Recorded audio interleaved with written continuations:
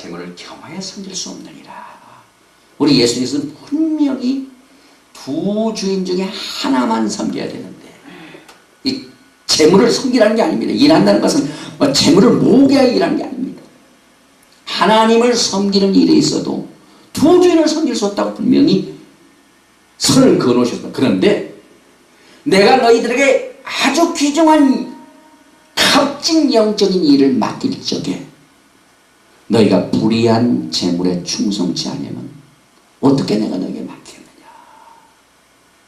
아주 심각한 비유를 말씀하셨습니다. 다시 말하면 우리 주님께서 우리에게 영적인 일을 맡기실 적에 먼저 재물을 딱 맡겨놓고 난 뒤에 거기에 작은 것에 충성하면 주시고, 또 좀 큰 거 주셔서 거기에 또 충성하면 거기서 준다 이 말입니다. 그러나 충성치 아니하면 영적인 것을 내가 어떻게 맡기겠느냐 이렇게 말씀하셨습니다. 또 디모데전서 5장 8절 말씀에 보면은요, 믿는 사람이 믿지 않는 사람보다 악하다는 평을 받는 말씀이 나옵니다. 아니, 예수 믿고 믿음 있는 사람이 어떻게 믿지 않는 사람보다 더 악할 수가 있는가?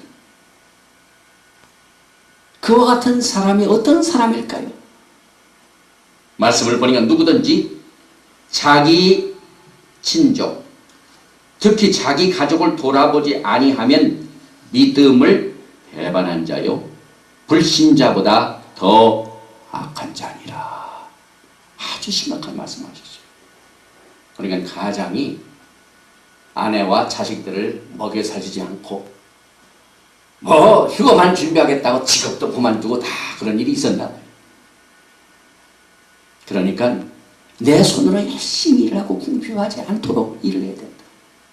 그러나 일하지 않고 친족도 먹여 살지도 않고 제멋대로 그냥 방치해두면 너는 믿는 자로서 믿지 않는 자보다 더 악한 자니라. 불신자보다 더 악한 자요, 그 자체가 믿음을 배반한 자라고 말씀하고 있습니다. 이거 굉장한 말씀입니다. 내 신앙이 아무리 좋아도 자기 친족을 돌아보지 아니하면 믿음을 배반한 자라고 말씀하고 있습니다.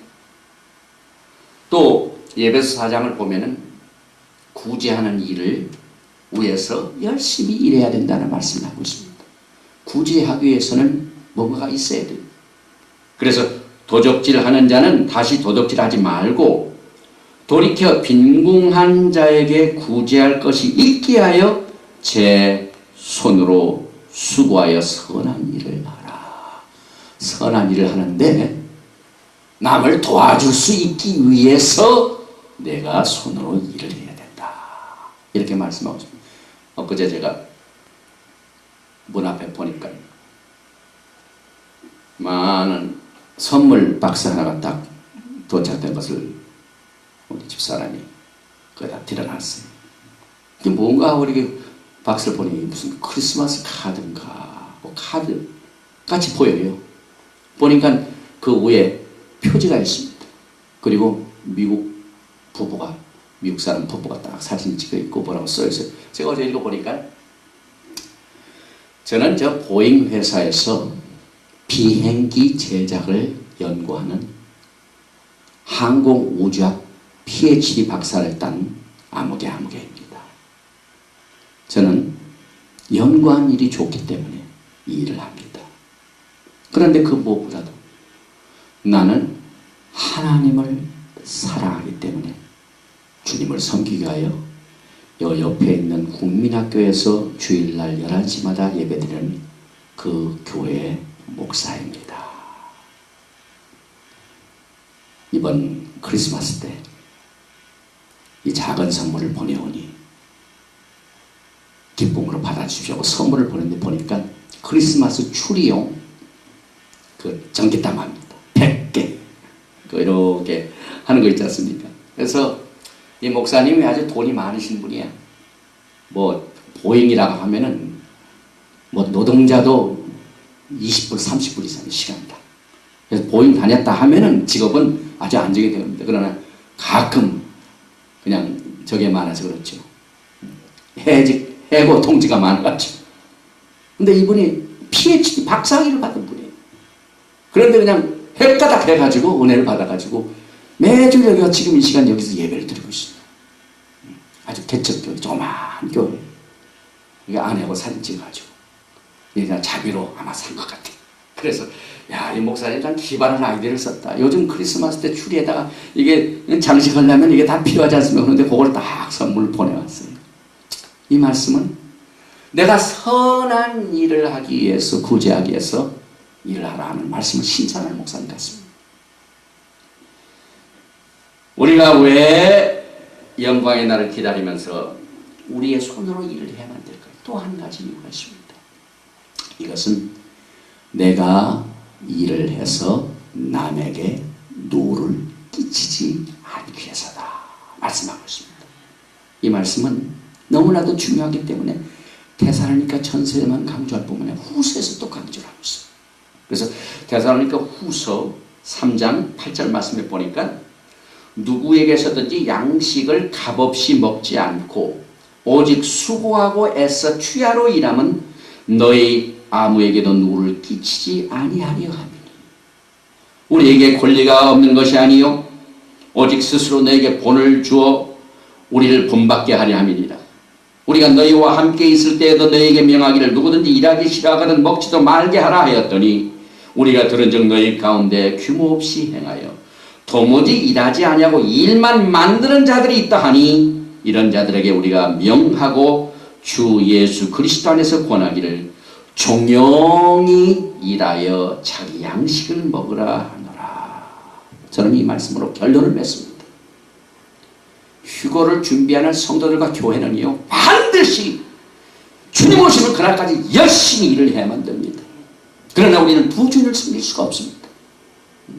남에게 눈을 끼치지 않도록 외인들에게 단정히 행하기 위해서 구제하기 위해서 내가 궁핍하지 않도록 그래야 해서 주님 오시는 그날까지 영광의 메시지를 증거하면서 이 사역을 잘 하라고 이 세 가지 명령을 주셨습니다. 오늘 우리는 주님으로부터 마지막 때 하나님이 기뻐하시는 세 가지 뜻을 순종해야 할 명령을 받았습니다. 첫째는 거룩함이요, 둘째는 서로 사랑함이요, 셋째는 열심히 자기 손으로 일해서 주님의 영광을 내어 사용하라는 명령을 받았습니다. 이 기쁘신 뜻을 더 많이 행하고 더 열심히 힘써서 휴거의 영광의 날에 주님으로부터 칭찬받는 여러분과 제가 되시길 주님의 이름으로 축원드립니다. 거룩하신 아버지 하나님, 오늘 우리는 하나님이 어떤 뜻을 가지고 그것을 행하는 자들 기뻐하신가를 분명히 배웠습니다. 이제 이 말씀이 끝나고 난 뒤에 13절부터는 휴거의 영광의 계시가 나오는데 그 전에 우리가 준비해야 할 세 가지의 하나님이 원하시고 하나님이 명령하시고 하나님이 기뻐하시는 세 가지의 뜻을 우리는 믿을 뿐만 아니라 생활을 할 수 있도록 성령님 도와주시옵소서. 악하고 음란한 세대에서 거룩함을 쫓는 일은 쉬운 일이 아닙니다. 온 세상 주의 문명들이 우리를 매일 유혹하고 있습니다. 우리를 구별시켜 주시고 거룩함을 쫓을 수 있도록 거룩한 성령님이시 우리를 도와주시옵소서. 주님의 성품을 쫓아서 열심히 서로 사랑하다가 주님 만나기를 원합니다. 그때까지 궁핍하지 않도록 열심히 내 손으로 일하여 하나님께 영광 돌려 주님 앞에서는 날 이 명령을 순종하고 하나님을 기쁘시게 해드리는 자들을 위한 특별한 영광의 영원한 멸류관의 상을 받는 우리들에게 축복하여 주시옵소서. 주 예수 그리스도의 이름으로 감사드리며 기도드리옵나이다. 아멘.